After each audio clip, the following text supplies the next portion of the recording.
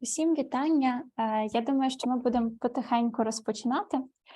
Поки доєднуються до нас всі охочі послухати лекцію, які мають змогу послухати через виклики з електрикою. Не всі це, мабуть, зможуть зробити. Власне, так, дуже велике вітання і раді вас бачити на нашій лекції.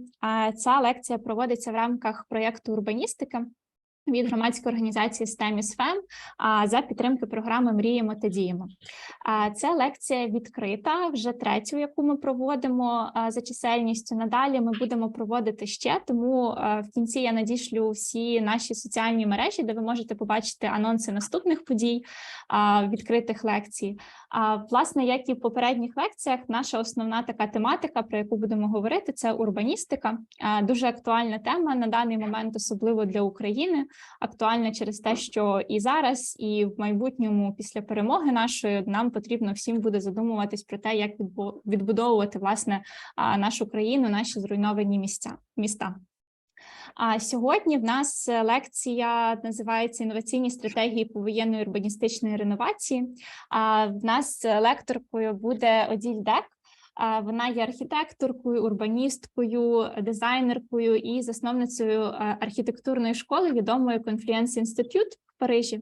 Ось сьогодні вона буде виступати. Вас не хвилюйтесь, у вас буде там певний період часу, за який ви можете задати питання. Воно буде в кінці. Ми обов'язково це скажемо. Поки що ви занотовуєте питання всі або залишайте їх в чаті спільному. Потім ми їх всі обговоримо з Оділь вже, власне, після її виступу. Хочу попросити, якщо є можливість така, вмикати камери, тому що набагато легше і приємніше спілкуватися з бачачи обличчя людей, особливо лекторам. Вимикайте бажано зараз мікрофончики, якщо ви не лектор, тобто тільки або я, яка ще поки що говорить. І, власне, що ще хотіла додати, що Оділь буде виступати англійською мовою. Якщо вам комфортно слухати лекцію англійською мовою, ви слухайте обов'язково, але в нас є можливість слухати також переклад синхронний українською мовою якраз. Як це можна зробити? В нижньому барі, в нижній частинці вашого віконця є кнопка, якщо це англійська розкладка, це interpretation, а в українській розкладці це, скоріш за все, буде мова чи переклад, такий ніби як коло намальоване. А якщо ви туди натиснете, ви обираєте мову українську, і таким чином ви, після того, як обрали українську мову, ви можете чути якраз наших перекладачів Яну або Наталю. Якщо ви це зробите і у вас щось буде не виходити, тобто ви не будете чути лектора чи не будете чути перекладу, напишіть мені, будь ласка, в Zoom в особистих, ми розберемося з цим і вирішимо питання. Дуже сподіваюся, що всі матимуть змогу чути українською, англійською, кому комфортно цю лекцію. Власне, 1 хвилинку, і ми будемо розпочинати буквально. Зараз у нас ще буде шерінг на нашу сторінку. Так. І будемо скоро починати. 1 хвилинку.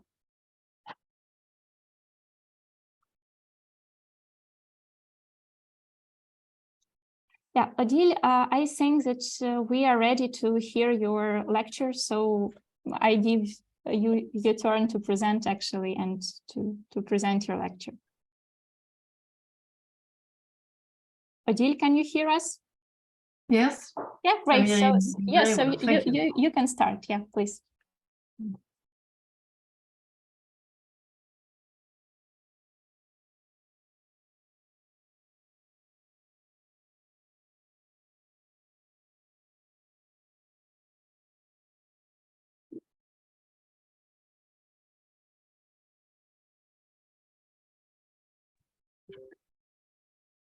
Odile, if you have any troubles now to start the lecture, yeah. So I actually said everything that I would like to say to our participants. So you can start, okay? Okay. Great. So good evening to everyone. Good evening. First of all, I want to thank you for inviting me to give this lecture, because it's an honor for me to do it, and it's an honor because of the specific conditions in which you are living and in which your country is now. And I'm very glad to do it too. And I want to start by explaining maybe. Я хочу. Sorry. Okay. I'm Odile Dek, and as we said before, I'm an architect and also an urbanist and a designer. But I want to explain a little bit more. I have been educated in the 70s in France. I did my studies in architecture in France in the 70s, but at this time, it was normal for a student in architecture to study at the same time or just after urbanism. And it's why just after my studies, I started to study urbanism. And because there were a very strong connection in the studies in general between architecture and the cities. We couldn't separate the two thematics, even if after that in the 80s and the 90s, they started to split that with different schools, and we were just talking about architecture in architecture school. So this is why I wanted to express that for me, doing urban planning or thinking my project in the urban context and thinking about how it relates or it is relied to the city is always important and is always natural for me. So after that, I have written something else, which is architecture thinking. Architecture thinking is an expression that I use now more and more for explaining the philosophy of my School of Architecture. And why? Because it's not because it's only architecture, but because architecture is really important today. Architecture is a discipline which is very particular and very specific, which implicate and involve all the disciplines that we can find. Because when we are facing a question that a client is asking to us, even if it's an architect, for architecture, for design, for cities, for social question, we have been educated to be able to convoke many disciplines to study it first, to do research. And for me, architecture is first an activity of research. That means that when you have a question, you start to look at the social aspect, the political aspect, the financial aspect, the geographical aspect, the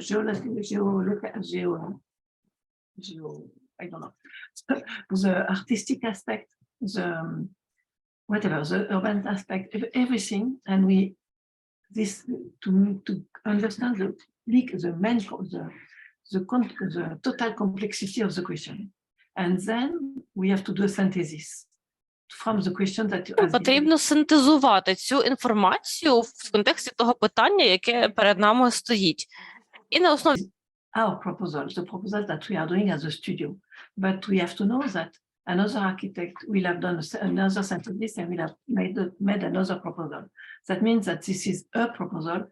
This is never a unique proposal. This is the way we think, the way we do the synthesis, and the way we understand and we want to solve the question, because it's always a question that we can help to solve, because as architects, we are problem solvers. And then this proposal has to work has to be able to be efficient from the larger scale of urban planning to the little details of the door handle, for example. And for doing that, it's very large, it's very wide, and we have to be able to do that. And this is really a unique discipline to do that. But at the same time, there is another uniqueness in our way of thinking, that when this question is asked to us, it's one date. And when we finish what we were proposing and the project that the building or whatever it is, sometimes it's 2, 3, 4, 5, 10 years, or 15, sometimes 15 years. And during all these years, we have to be able to keep the cap, to keep the focus, to keep the ideas that we wanted to explain, what we wanted to propose, whatever the condition, whatever the way of thinking, the way of people start to disturb our way of thinking, whatever happens, and we have to keep that idea and to make it adaptive to the condition. So this is for that a very unique discipline. This is architecture. And we can do architecture with urbanists, we can do architecture with design, we can do architecture with details, we can do architecture with architecture too. So this is what I wanted to explain at the beginning. So when Irina and IS FEM asked me the question and titled my lecture, Innovative Strategies in Urbanism, in urbanistic renovation, in post-war urbanistic renovation, I was asking myself what it is, because I don't have an idea about that. I never been facing war. I never been facing such a question. And it's a very complex question, because I was also watching sometimes in the TV program in France, something about the Second World War, and I was looking at and watching, and so I'm looking at some cities that were totally destroyed in France at this time, in the middle of the 20th century. And now I'm thinking, my God, this is exactly what the exact images that we are looking today when we are watching some cities in Ukraine. And because of that, I was thinking, how did we rebuild these cities? And at this time, we were rebuilding the exact, more or less the exact conditions that it was before. We were not re-questioning the city itself. We were not re-questioning the urban planning, except for 2 or 3 cities, thanks to an architect who did that. It was Auguste Perret. We did that for 3 cities in France, and we did the planning with a modernist plan instead of having an historical city center. So it's very particular. It was in Le Havre, it was in Brest, it was... Франції відновлюючи історичні центри, але це такий дещо ідеалістичний. Count the previous cities that was there before, or just a little bit. So this is why when after this, with this title, I was thinking myself, what I will do, how I will react to that, and how I will think about that. Do we have to think and to look at the territory how it was before? I'm not totally sure. Because why to replicate how it was before instead of thinking what is today and what will be tomorrow, what it will be tomorrow? Because I think that the first question that we have to ask us when we are looking at this destroyed part of the cities is what kind of city in which we want to live tomorrow? Because this is not today. Today you are in war. In 1 year, 2 years, there will be a bad condition. But we have to think about the future. We have to look at further in front of us. And this is why I'm thinking that what are the cities that where we want to live or where you want to live? And this is why we can't be nostalgic. I don't think that we have to stay nostalgic, except when it's very, very historical part, when it's a very particular, specific historical or protected part of the city. But we can think differently. And we can, maybe we can use that condition to take, to think that this is an opportunity to organize the territory where we will live or where you will live the way you want to live in, the way you want to live together with the other people in the city. That means what it is. I heard and I read, maybe I'm wrong, but that your president was talking about the fact that the rebuilding of the city will be maybe the opportunity to think that how to make it more sustainable, more efficient, more welcoming, more whatever in the future for the people. And I think this is, I always think this is an opportunity to think differently. But what that means, we want to have a sustainable city. That means that we want to have a sustainable city which is comfortable, which is with a lot of green in the city, where there are spaces, there are public spaces that are very welcoming, where you can meet the others, where you can do something together, where we can share the specificity to be together in a city and to communicate together instead of staying only on your telephone. And we have to think about the human scale, because sometimes cities are, when they are rebuilt, and I'm thinking of some very particular East Europe European city, where the scale were so big and so enormous that it's a bit lacking of human scale. And developing parks, developing garden to help for the global warming, to protect from the global warming, and also to make the city more nice, more welcome, more comfortable, as I said before. But this is what I was thinking about this question of strategies. But I'm not the one who can say everything because I'm not an ideological person. I will not have a global vision. I want to look at the context. I want to understand the context. I want to understand the tissue. I want to understand where it is, how it is, what are the conditions of this place, and to make proposal. I can't speak theoretically about how to rebuild a city. And this is very important for me. So, what to show you?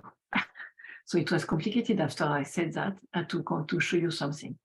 So I was thinking that I can show you 3 projects that I did in urbanism quite recently in the last 10 years because it's very long.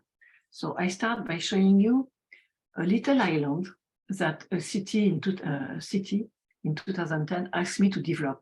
It was a place where this little island in the center of the city is a place where there were nothing. They were just an industry, and now the industry has left. And how to think the urban planning of an island when the territory is empty now. So first, we were starting for doing some analysis, because when you do urban planning, when you do urbanism, first you have to analyze the condition, as I said before. So the first sketch on the top left is how to analyzing the road and how it's connected to the other part of the city. On the right, on the top right, is a way what are the facade and the context, urban context that we are facing. So on the top part, it's a Norman tissue, but on the south, on the other part, on the right, it was a train station, so it's quite far, and there are not so many buildings. So we made these lines to show how they cross together. And then on the bottom left, we were looking at the roads, the streets that are on both sides, and how we can have some perspectives with this from the streets to the island, and from the island to the streets. And at the end, we have the view.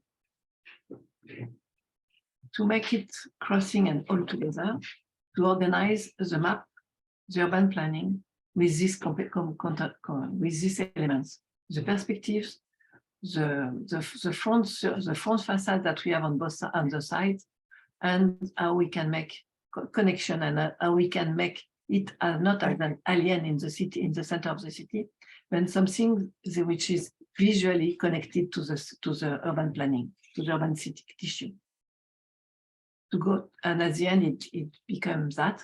This is a plan with a big, so this is for housing around, not so many activities, just housing. And in the center, we wanted to have a park, because the street around the island is the connection to deliver and to connect the building to the city. But at the same time, I wanted to have a park in the center, a common park, a collective park, with a promenade that could be used by everybody and could be a place for meeting and to relax and to have a comfortable life. So having an island in the city, in the center of the city, is quite comfortable. And at the same time, it will help the other people attracted by the park to come and to meet with the people isolated in the island. And then we did some images because they wanted to have a lot of housing, and we made it not too regular, a bit with, and the park is a park with, and we needed to have water in the park because we needed to collect the rainwater from the park and from the buildings around, and to have a place for relaxing and to escape the hardness of the life in the city center. This one is another project that we did more recently in 2017. It's on the east part of France, It's along the river bank, which is the Rhine River. On the other side of the river, we have Switzerland and Germany. And this is a small city, which is on this river facing the Switzerland and Germany. And we have a bridge. And the bridge on the left of the image is a pedestrian bridge that is connected 3 countries, because it is France on the north and south. They are on the left, Switzerland, and on the right, Germany. So it's a very unique bridge, which is connected 3 cities and pedestrian, not for cars, just cycles and pedestrian. So this is unique. So this part, which was a former harbor of this little city, they asked us to make a proposal for a competition to develop more housing, an hotel, to develop activities also, like a market, etc. And at the same time, we were making this proposal, but also to develop squares, to develop places and parks, to make people having a nice life on the riverbank. This is some maps that we did. The top one is from the pedestrian way of circulating into this part, and the south one is for the cars. And the sketch on the top is showing how, from the little squares that are existing in the city, and from the street, we come to the river, we come to the bank, and we open squares on the river. And we open squares on the river. And the lower one is the visual perspectives that we want to create to continue, not by building buildings on the riverbank. We could have blocked the view from the city center, but we didn't want that. So this is why we implanted the buildings in a way that from the streets, we can continue the visual perspective to the river. And by making this proposal of buildings and squares and gardens and place for people to be comfortable again and to have the possibility to relax, because it's a big opportunity to have a riverbank in a city again. This one is totally different. It's an open ID competition that we did for Los Angeles in 2009 for this area of Los Angeles, where they ask for innovation and what will be the future of how we can do the transportation system in Los Angeles. It was an open ID competition, and we are selected at the end for a new infrastructure. But this is not for building something. It was just for developing ideas of how to think the transportation and the system of transit in a city like Los Angeles. So we were thinking that Los Angeles is a city of highway. Everybody is driving. There is no people who are walking. You even can have difficulties to bike. I know that today they do that a little bit, but in 2009 they were not doing that. So we were thinking that what if we can cross the highway by parks, cross over the highways with freeways by park, to do something a bit like that in design, but at the end to propose something like that. So we bridged and we linked 2 parts of the city with park, with a bridge, but this bridge is a park. And the park is already on both sides of the freeway, but it's passing over the freeway to make the connection between the 2 parts of the city. And I think this is a solution that now some people are developing in different cities, and even in Paris, there is a bridge will be transformed. There was a competition for Paris for a big bridge that an architect and a landscaper proposed to make it as a park. So I proposed that in 2009 for Los Angeles, and now maybe we will have that in Paris also. So there are cities where we can do that.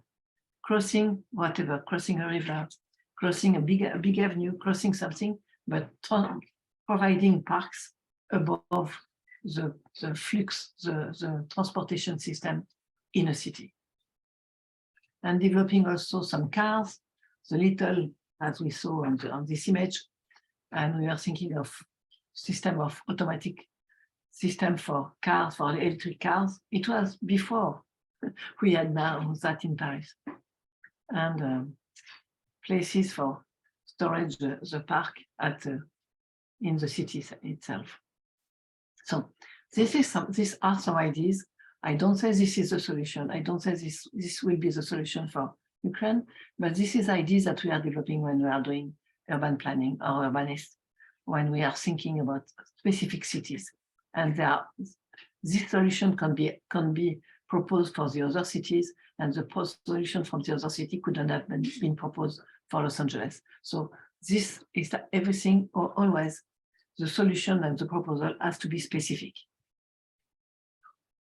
So, and because I'm thinking about parks and I'm talking about parks, in France we have a festival of garden every year, and we did that twice. So this is a plan of one of the garden that we did. This is a garden of 300 square meters, because I think that by rebuilding a city, we need to redevelop park. And maybe sometimes you don't have park. Sometimes this is just a very mineral square that you have. But sometimes we can do a park. So this is why I wanted to show you my little garden in Chaumont-sur-Loire. And this is a very little garden where I was trying to have some what can I say? Some interpretation of the lights of the islands in Scotland, because I love this part. But it was by leaving up the grass on structure and having some phenomenon of fog into this part, thanks to the sun and the humidity in the grass below. And this one was a garden, a black garden. It's not a garden because it's just an installation. It's an installation where where you can relax, where you can be alone, where you can feel tranquility, where you can feel to be isolated in a city, or isolated in a big place where everybody is walking, everybody is talking, everybody is there. But entering into that installation, which is a kind of a garden, thanks to the powder of the tire powder on the floor, you have the sound is absorbed, and this is a quiet place. It becomes a quiet place where the sun is playing with a black glass, sheets of glass, and transforming the perception of the place. Just be joyful, be a pleasant place for relaxing and for taking apart your way of thinking. So now I want to show you some project, because I'm also an architect. And I wanted to show you this Museum of Contemporary Art in Rome, because as you can see on the top left slide image, this is really inserted in the urban tissue of the city. And there are a part which is already renovated. It was that part. And I had to build that part. And I am at the corner of two streets.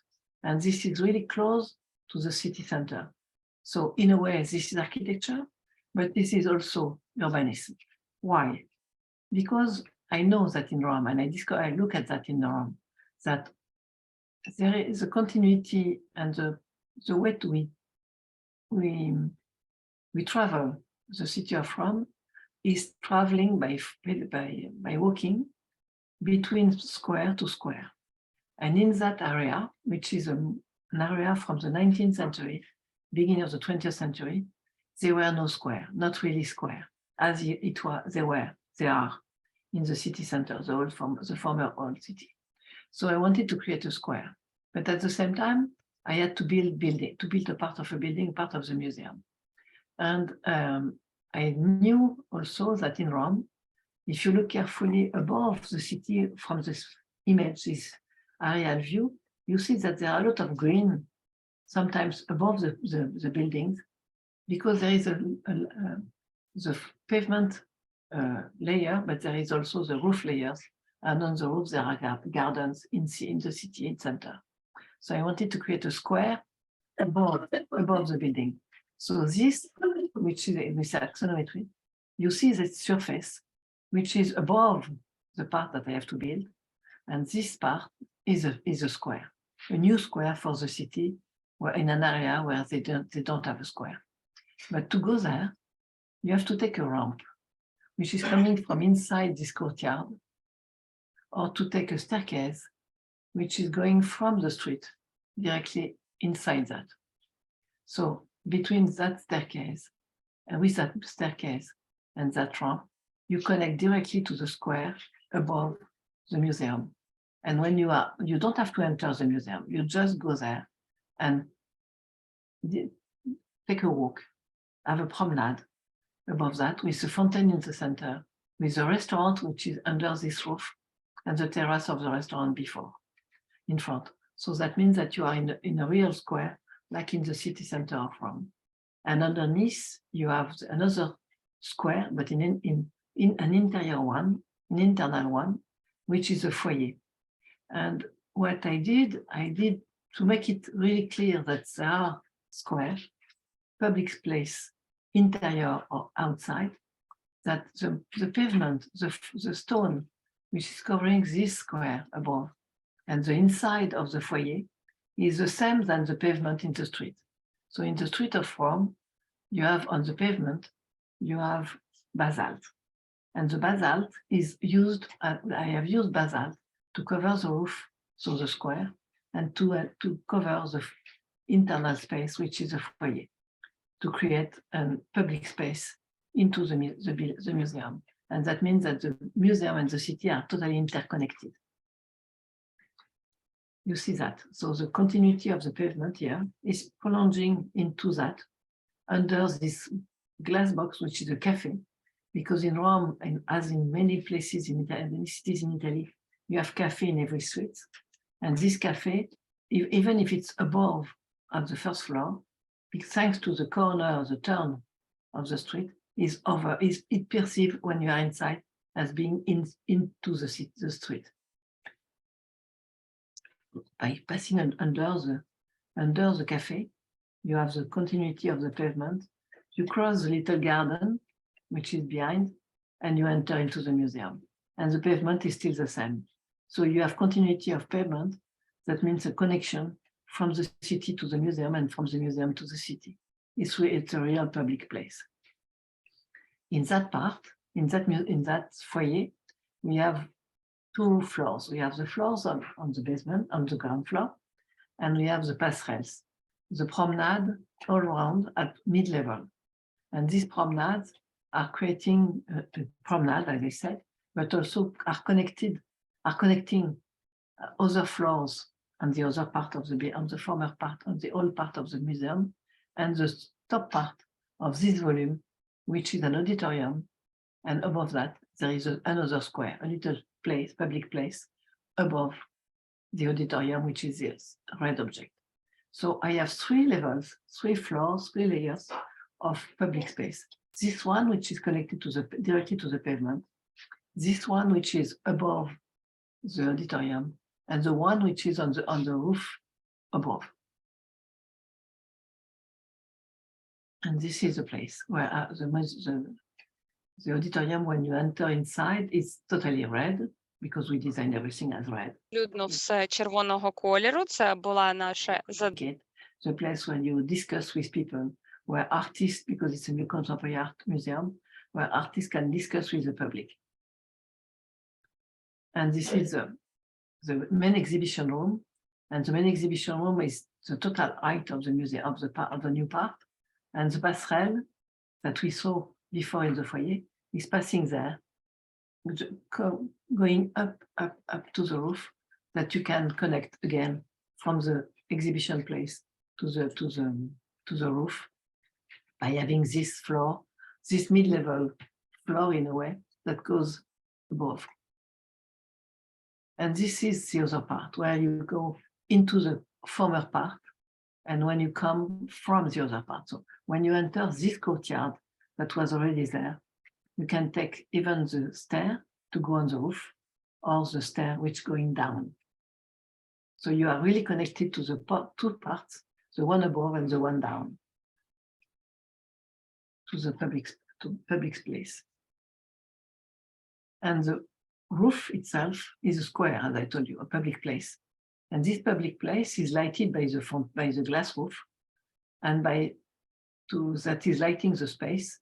And in front of this building, of this part of the building, which is a restaurant, you have a terrace and you have some lighting.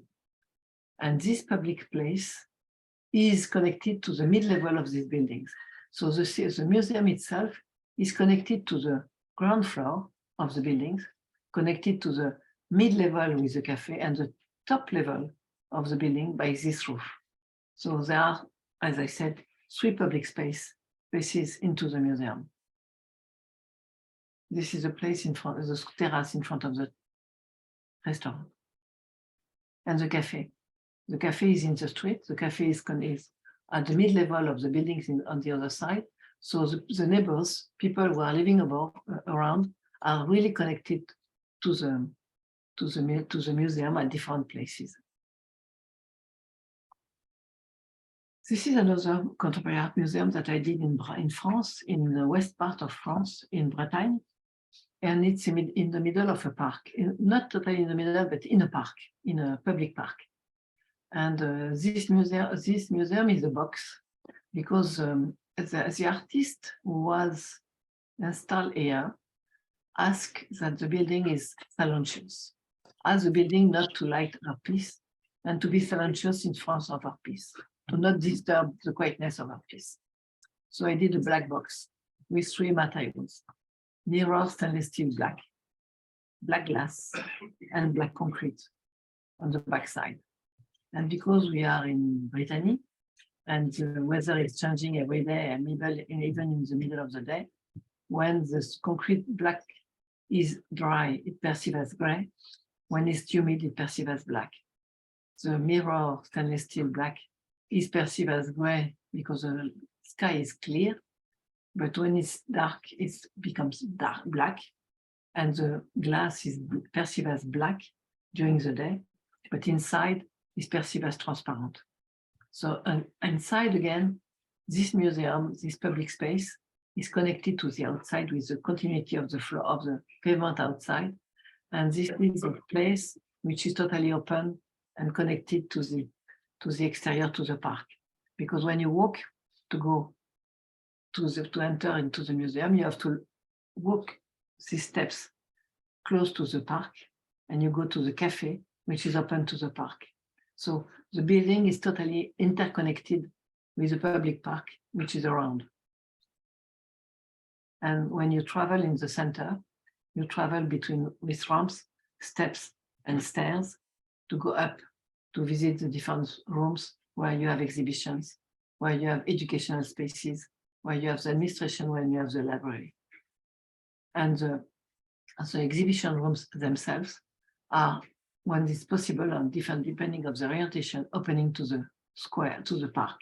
So the park is taking part, is also connected to the exhibition rooms and to the art show.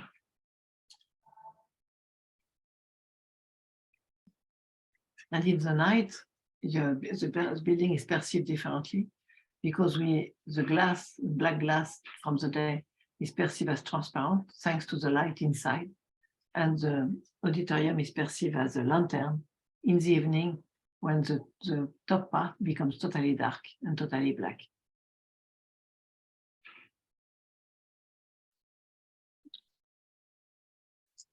This is a museum also that I built in China. It's an archaeological and paleontological museum. This is a huge, at 1 hour by car driving from Nanjing. It's a big site where there are quarries, and these quarries are transforming the site. But this is a place where, in this mountain, they discover the bones of one of the most, more ancient bones of the Homo erectus. And they discover that in caves, in grots, inside these mountains. And it was a competition, and they proposed us, when I came to visit that site, which is enormous, they told me that I can install the museum where I want it. There is no specific place to build the museum, and it could be built as I want, where I want. So I was starting that because this was the place where the Homo erectus was living inside the mountain, in the grotto.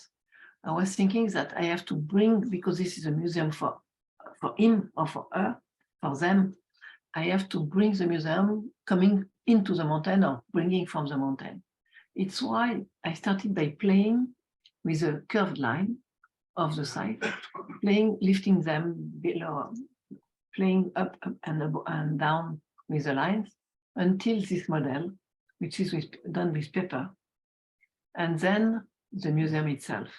So the museum is rebuilding the curved line of the site, and more of that, the landscape of the surrounding is growing above the museum. So the museum is really inserted into the mountain, close to the mountain, coming from the mountain, and the site is climbing above the museum itself.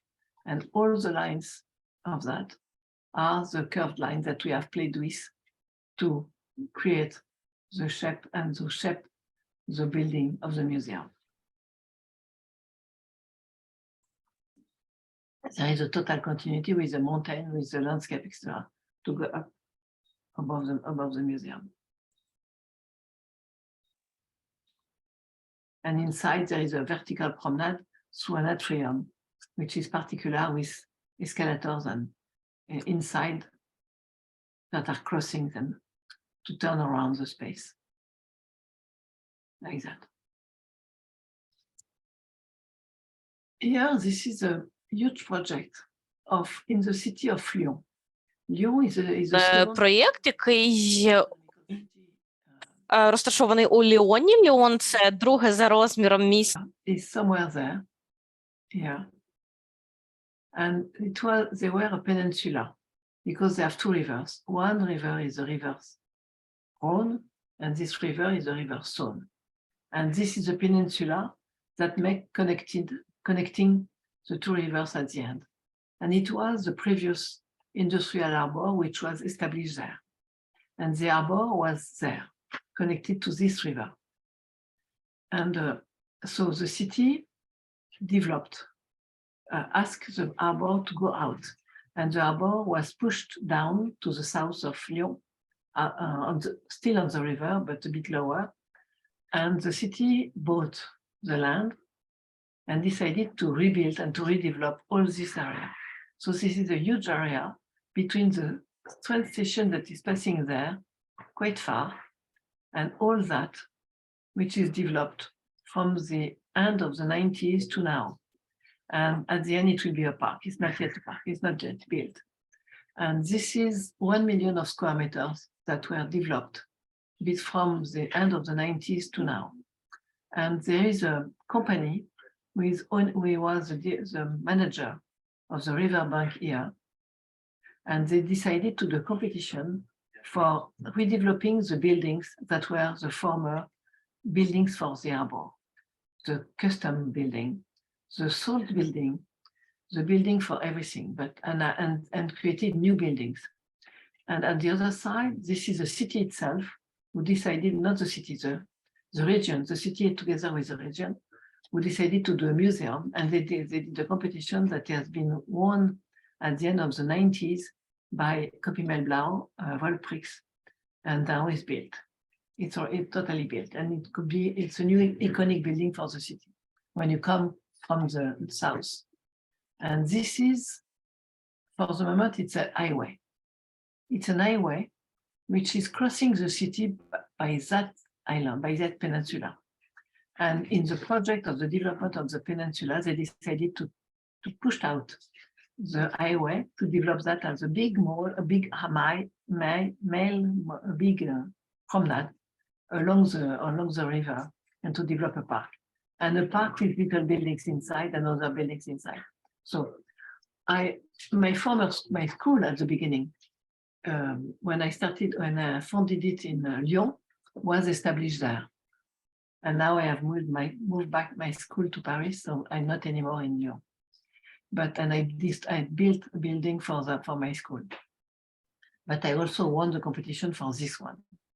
And I want to show you this one because, as you see on this image, тому що я її будувала, на неї також проводився окремий конкурс. Big cranes for transporting the goods from the river to the harbor and from the harbor to the river. And they kept two of them. So this is the industrial vocabulary of the industrial harbor of the city that is remaining on the site. And I decided to play with that.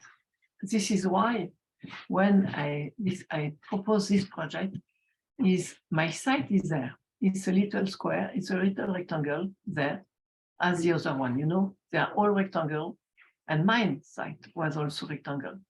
But I decided to make pivoting the top part of the building going to the river because I'm at the end and I wanted to close in a way the system. And for doing that, I had to play with such structure into the building. So in reference to this structure, we had to build a huge structure to support and to hang all the floors from the top. So this is the way the section is done. This is a big atrium in the center, and you have the floors of offices above the riverbank to the river and on the other side, and you have a rooftop on the top. So this is the building coming from the north, going to the south, or to the end of the peninsula. And what you see on the facade is a piece of art. You see the facade, and there is a piece, this is a glass facade, but the image which is on the facade is not the reflection of the building on the other side.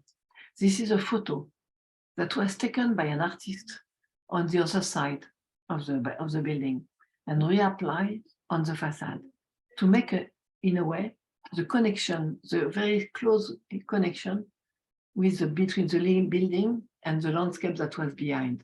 And this is the same on the four directions. We have photos in the facade that are showing the other side. So the building is a kind of a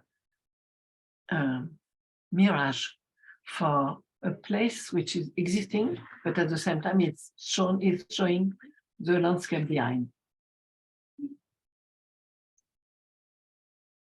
So it's flu when you are close to the place, because there are different layers of glass, and the image and the reflection of the clouds inside are very particular.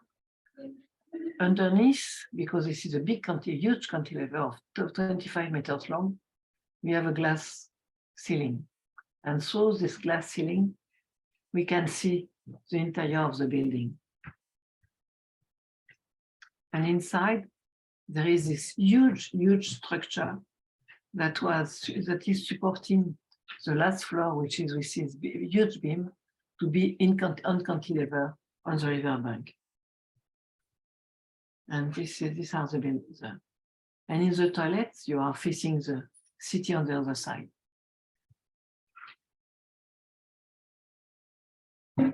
This is another urban project.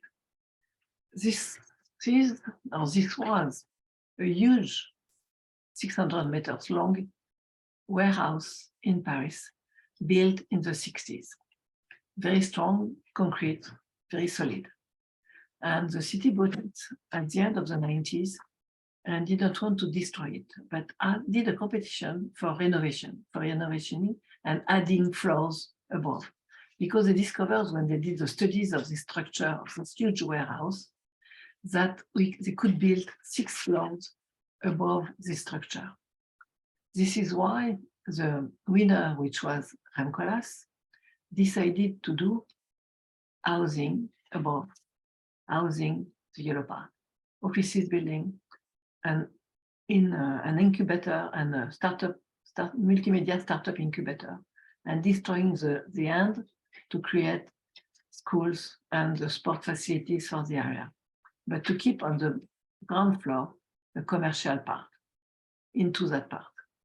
And I have been given, because it was not a competition, I have been given this plot, the multimedia startup incubator for the city.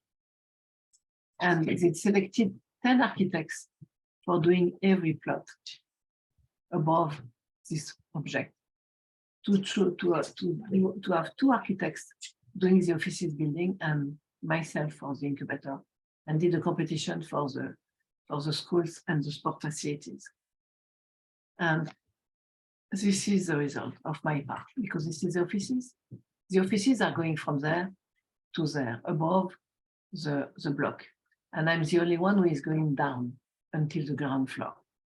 So, and Ramcolas asked us to keep the facade of the concrete old warehouse, to step back with glass and to create another part above. And I decided to play with bubbles because this is for startup of the multimedia. And I was thinking that these people are creative, so they can be a bit different than a normal office building. So this is white on the south facade. This is black on the north facade on the boulevard on this side. And in between the north and the south, there is the east facade and it's black and white. As soon as we did that, I decided that everything inside will be black and white, and except the meeting rooms that will be like a bubble above for meeting. So this is the entrance hall with black and white. Above there is a meeting room. On the back side there is another meeting room, and there is another meeting room. And you come in by the bathroom, and inside this is a place where you can meet. So they can share that. And this is a place where, and this building is for 1,000 people inside working, and they work not only on their offices rooms, but also at the entrance of every floor where they have seats that they can rent, like that. At every floor there are places where you can sit and work as you want. And when you are on the top part, you have connected to the ceiling of the city in a way, to the flying over the city. And this is full of 1,000 people now. And this is another office building that I delivered in 2019. And it's a very particular condition of the city because we are in between 2 bridges. This is a huge bridge. There is a boulevard here. No, this is a boulevard. But what you see, the boulevard is here. And these railways are a huge bridge. And this is a gare coming from Gare de l'Est.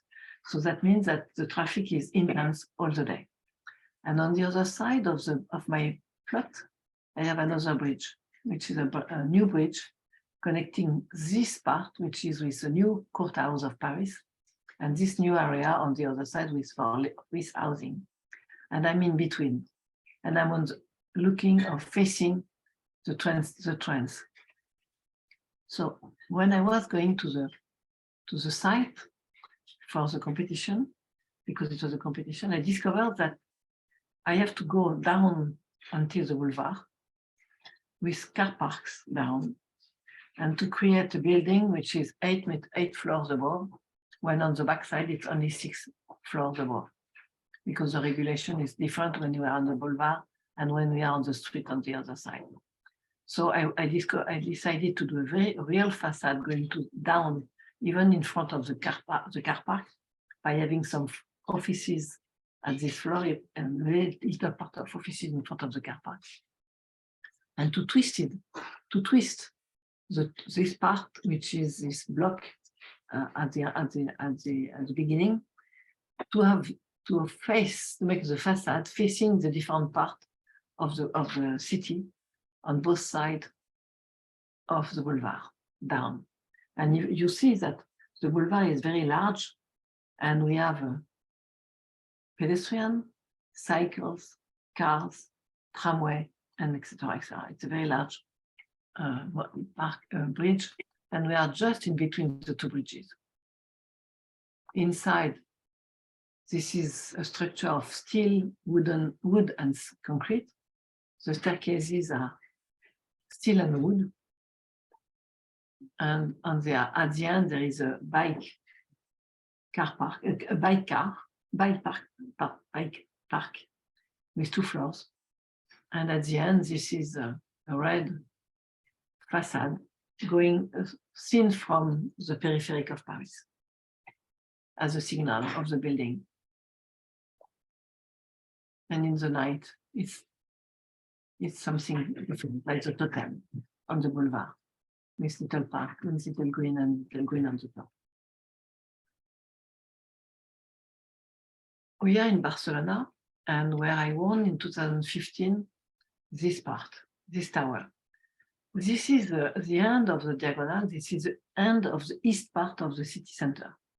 And this is a part where there are a lot of towers, when the city center is not with towers. And they had built a tower there, a little one. It was that height, but it was never finished.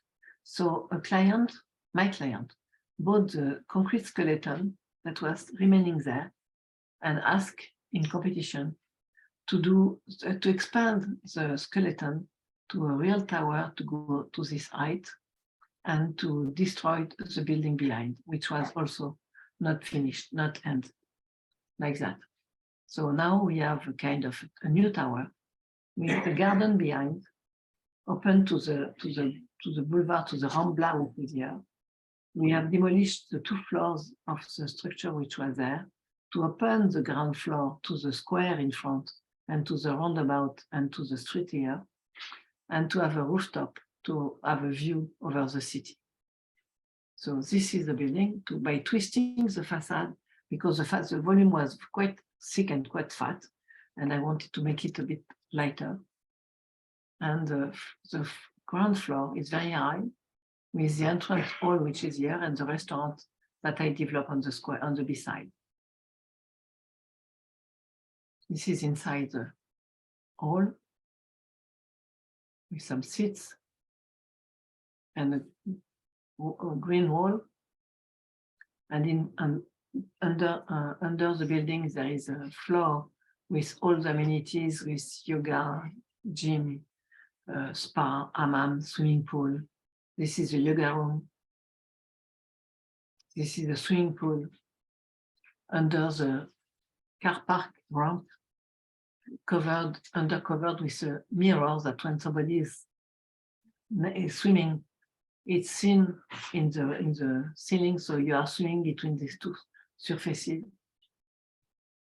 And when you go up on the rooftop, you have another swimming pool which is connected to the sea, in continuity to the perspective of the sea. And when you are on the rooftop, you have the main fabulous view to the city of Barcelona, to the mountains, to the city itself, to La Sagrada Familia, which has to be somewhere there, to the main spot of the city themselves, with another swimming pool, as I said before. And the cafe is totally open to the street, and it's a long, narrow cafe, restaurant, open to the city. And a little project, which is an artist residence. I wanted to show you that because it's little. It's inserted in the little wood, and it's above. It's on the top part of a hill above Grenoble, and close to this castle, which is the owner of the place, and they asked me to develop an artist residence. And this artist residence was supposed to be down in the trees, and I decided to lift him up, this artist residence, to have a belvedere overlooking the landscape, the Alps, the city of Grenoble, to give the artist the possibility to have the view. And by twisting the volume to provide enough light, enough sun in each direction all around the residence. And inside there is a workshop. And this is a space which is very little, but enough to live for 3 months for an artist. And the view above the landscape. So now I want to talk about women in architecture. I don't have slides to show you. And because Irina asked me to speak a little bit about being a woman in architecture, because I know that the audience of this educational program is for women, for young women. And maybe you know, maybe you don't know, that being a woman in architecture is not so easy. It's not easy to be a woman in every part, in every profession, in every discipline in the world today. But in architecture, it's quite particular, because if you think that, if you go to schools of architecture, you will see that there are nearly 60% of the students that are women. That means that this is attractive studies for women.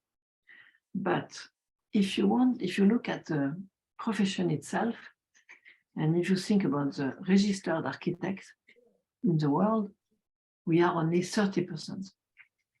And the women, we are the head of their own office, we are only 10%.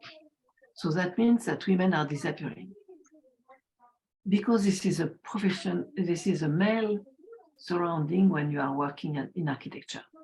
Because your clients are mostly men, bankers, city mayors, head of CEO of companies, they are mostly men. If you think about the engineers, you have men. During all my career, which is more than 40 years, I met only 2 women engineers in front of me to discuss with me. When you go on site, on construction site, the contractors are men, the company of construction are owned by men, and the workers are men. In all my career, again, I met only 3 times women working on construction site. I don't know how it is in Ukraine today. And I'm sure that because of the specific condition of the war today and the post-war condition after, women will have a role to play. And we'll have a role to play because men are doing the war. And unfortunately, some of them will die. I know that when women are I'm doing the war, I'm going for doing the war, but mostly they are men. So that means that women will be there, will be in the cities, could take the work, could do could be the people involved in the reconstruction and the rebuilding of the cities and the rebuilding of the country itself. So, and I want to tell you that you don't have to be frightened by that, because this is possible. This is really possible, and this is why I'm very glad to speak to you today. Because this is possible because you have the same quality, you have the same possibilities, you have the same capacity. Your brain is not different. And when I look at my students when they are women, they are really attached and they are really concentrated and they are very good in the studies. And after that, they don't dare to become architect. So please, don't be frightened, don't be afraid, and become architect if you want to do it, because as Irina told me, that some of you ask women, I STEM for FEM, IS FEM to study architecture or urbanist in order to be able to rebuild your cities. You are the one who will do it, and I'm sure that you can do it. I'm totally strong. I have really confidence in that.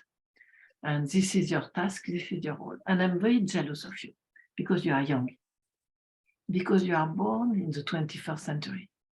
And as I said to my students always, the students who are born in the 21st century and who are now students will reinvent the world. We have to create the world. We have to dream.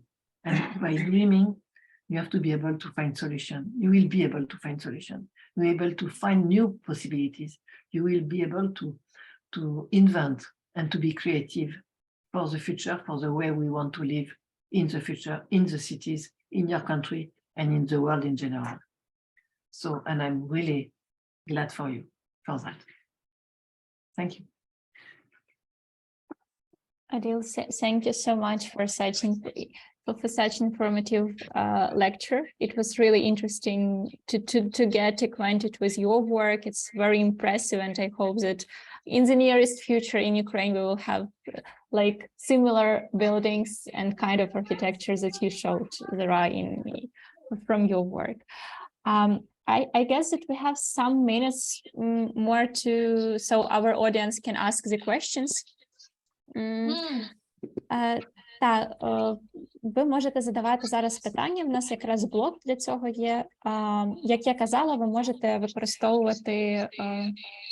Так, Ліс, будь ласка, Єлізавета, будь ласка. First of all, thank you so much for your lecture. That was very inspiring. Your projects are amazing. And but what I want to ask, like in the connection of the Ukrainian situation, I don't know if it's true, but just your projects looks very expensive. Like it looks like cool, expensive buildings. How do you think?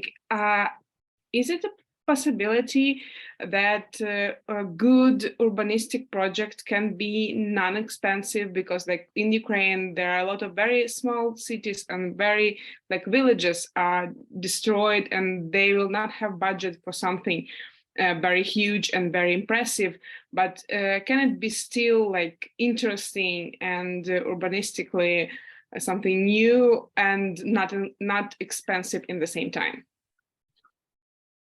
When you say they are expensive, yes, in the condition where they were built, yes. But today we have less money also everywhere, and especially in France, because the cities, the state have no money anymore. So, but okay, this is not the same condition than in Ukraine. And I strongly believe that it's possible to do good architecture, visionary architecture, visionary urban planning, visionary urbanism with less money, absolutely. And I have to tell you something for that. I was last week in Madagascar. The island of Madagascar is one of the five poorest countries in the world. And I'm doing project there because I met a client, I met a man who wants me to build there. And I'm building for very little money there. And I can do it. I think it's possible. But because the question is, the ideas are not expensive. It's the way, the economic context, which is sometimes expensive and sometimes not. So this is not because you have ideas that you have to regress or to go back, to step back with your ideas because you don't have money. I'm totally believe that with good ideas could be done with less money. Yes, sure, absolutely. It's possible, not this building, because, for example, the tower was with high-class residency, so this is very expensive. But I did my school in architecture when I built it in Lyon. It was the less expensive school of architecture in France. I built it for less money because I did not have money for doing it. No, it's possible. This is why I said at the beginning that when you are architects and you are facing a question, you are dealing with the condition that is that are given to you. So if the condition is a little money, you deal with little money and you do it. But you can't step back with your ideas because of that. You just have to be imaginative and creative to make the good ideas done with less money. Okay, thank you so much for your answering. We have like next question from Natalie. You can yeah, Natalie. Thank you for the lecture. I kind of have two questions. The first one, maybe you explained it, but I joined a bit later. In your projects, you have like a main, the contrast and sort of an accent, like a red thing inside the building. In some of them, do you have any ideas behind that? Why like putting one accent? Maybe because I like red, and because this is, for me, red is representative of the energy of life. Because this is really something which is giving energy to people. And at the same time, this is representative of energy and dynamism. And this is a strong color that I like. That's it. This is my answer with the red. And it plays very well with the black and the white. Thank you. And one more question. Do you suggest any maybe literature for students like in architecture? Literature to read. Yeah. Literature, you said? Yeah, my literature. God. Yes. Yes, I can send you, if you want, a list of books that you have to read if you want to become an architect, and or if you want to study architecture, because I give it to my students usually, and this is a long list of maybe 15 books. This is the minimum that you can, and it's different. There are some philosophical books, there are some architectural books, there are some theoretical books, there are some, it depends. If you want, I can send it to you. Because it's so large, I can't say one. I can't tell one. I just have to give you the list. Yeah, I would be really thankful. You probably. Yeah, I think that Odile, I will write you and ask, and you can send me on email. Yes, and I will send it to you. Yeah, because I will send it to our audience. I will send you a list of books, a list of movies, and there is something else. I will give you all of that if you want. No problem. Great. Thanks a lot. Thank you so much. It's wow. I'm really inspired today. Окей, great. Якщо в когось є питання, ви можете їх задати українською. В нас є перекладачі, які можуть перекласти питання. Тому відчувайте себе комфортно, можете задавати.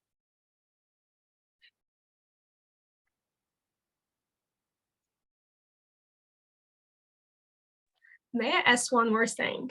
Yes, I'm sure, you can. Kind of curious. You're leading classes, you have your students. What do you usually suggest your students when they're, not the beginners in architecture, but still like learning a lot? Do you have any advice for them?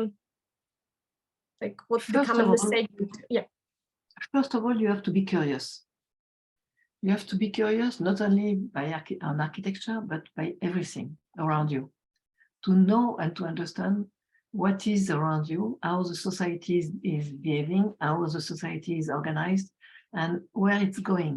So you have to be curious about every development that you can find in all the disciplines, in science, in mathematics, in physics, in technology, in medicine, in everything, because all of that is building the condition of the people, the way people will live tomorrow.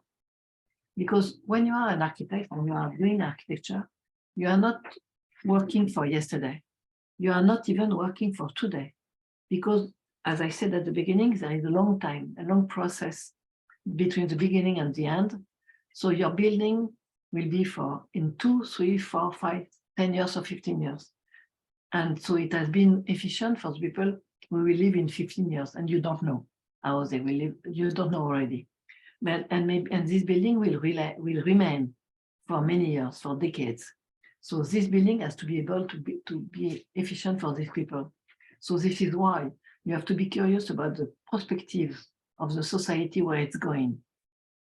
So you have to have always to have a prospective vision in front of you and wide open, to have the brain totally widely open to look at what is happening in the world. And I know that but this is why I think that the post-war urbanism is really an opportunity to think about that, to discover what it is, to discover how we will live tomorrow. What are the people asking for a living? What do they need? And how they want to live? Because when you think that I'm old enough to not have been, when I started my profession, the telephone, the mobile phone were not existing. The computers were not existing. So I have readapt myself all the time by all the, and this is a few, just 2 technology, but I have to adapt. So if you think that today you have, your telephone is doing everything for you, and you can't live with, and especially in Ukraine, you have to be connected to with everybody, and even with your school, and we have studies through your computers and your telephone. But tomorrow, what it will be? It will be with a visionary class. It will be with I don't know. So you have to look at what is happening, and to think and to try to understand where it's going. and how you will be able, what kind of society it will develop, and now what the people will need tomorrow.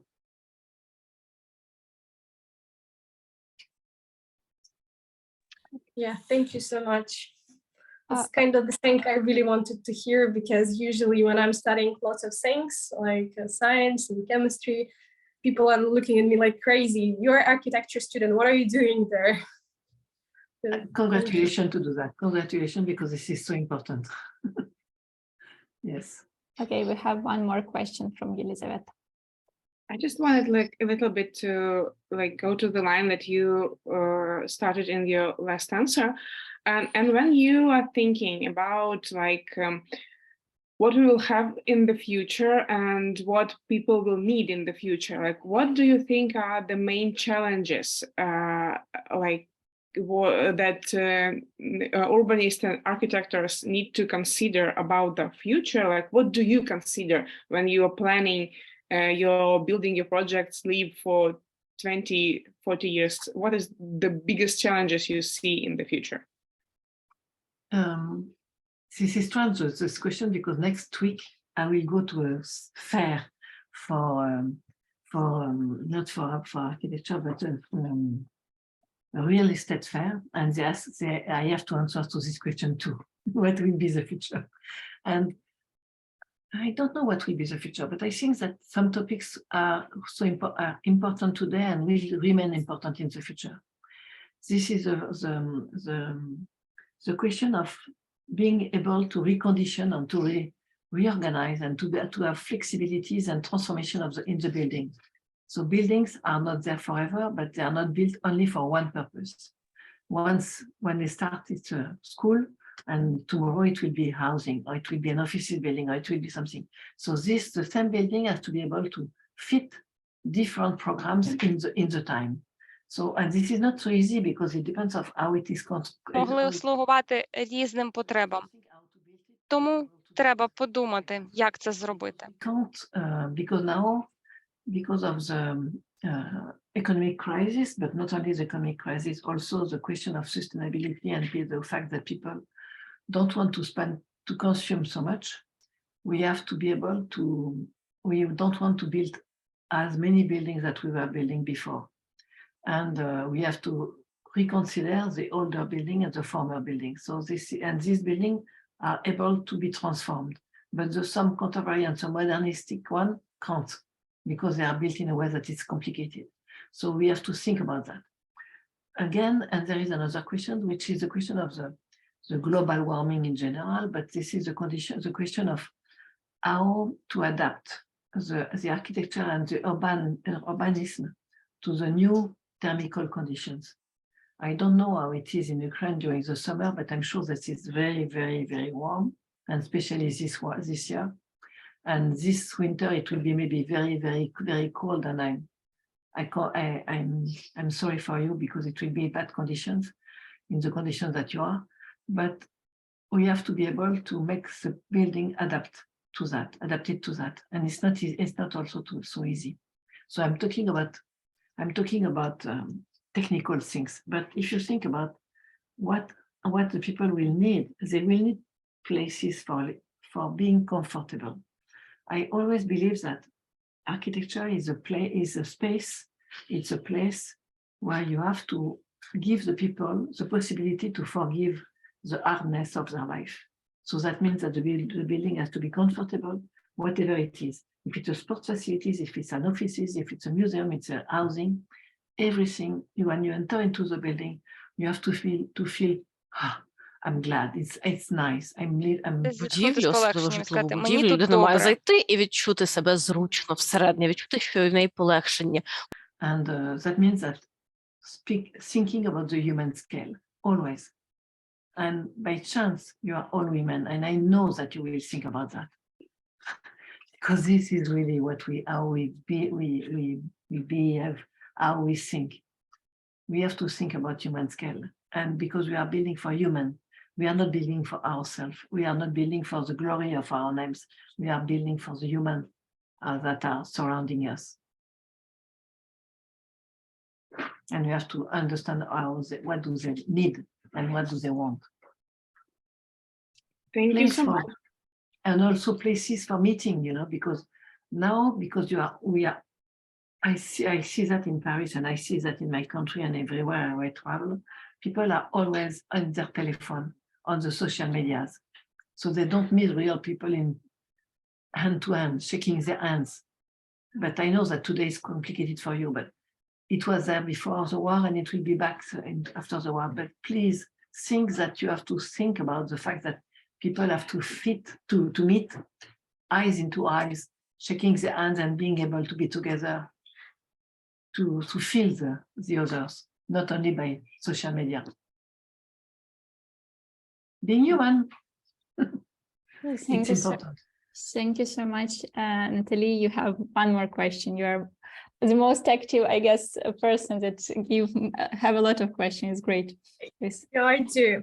I'm kind of curious. The problem I faced when I was on an exchange, and we worked in international teams, and some girls were from Turkey, some from Brasilia, and I was like from Ukraine, and we had different climates. So you're as an architect, you travel to Madagascar, the sort of norms they have, like the thickness of the wall, etc. Do you usually research, or what do you do, like when you face such conditions? I studied the local architecture. I always look at what I like in my travels, and where the different places where I go and where I work, is to understand and to research what is the local condition, what are the local conditions, how they do it, how they build it, how they do it, and I adapt my architecture to that. Yeah, I have to. This is my task. I can't do other. I can't build in Madagascar as I built in Paris. It's impossible. The climate is not the same at all. You're right. You're researching like the old architecture, the new ones which are already built. How are you making research? I'm just curious the way you discover. Thanks. You have computers and internet. you research on it a lot. Okay. And as I said, I always go to the site, to my construction, to my site of my project. I always go there. And I go there for meeting the people, to look at the site, to look at the surrounding of the site, and to have a meal with them, with these people, to understand how they socialize. And I want to, because I'm curious about the way people are socializing and how they behave when they socialize. So to make me understanding what do they like, and at the same time looking at what are the conditions, what are the buildings around, how they built, and the tradition in the local tradition, in the contemporary way, everything. And I'm looking at opening my eyes as maximum as I can, and then I study. Yes. Thank you. It's giving me a wider perspective. Yeah. Yeah, I just want to ask the audience whether they have any questions. Друзі, чи є у вас якісь ще питання? Можливо, хочете задати? Okay. Odile, I guess we are done with the questions. I'm also just again very grateful for your presentation, for your lecture. It was really interesting and inspiring, especially about women in architecture, and looking for your example of your work. It's also inspiring to do a lot in Ukraine as well. So thank you so much. I will come back to you. Thank you. As I told you, Irina, I thank you a lot to having asked me to do that, because for me it's so important to help you and to give you something. Yeah, you gave a lot of thanks a lot. Yeah, so I will also tell something to our audience. Друзі, якщо ви хочете переглянути відео в записі, воно буде в Фейсбуці і в Ютубі, а також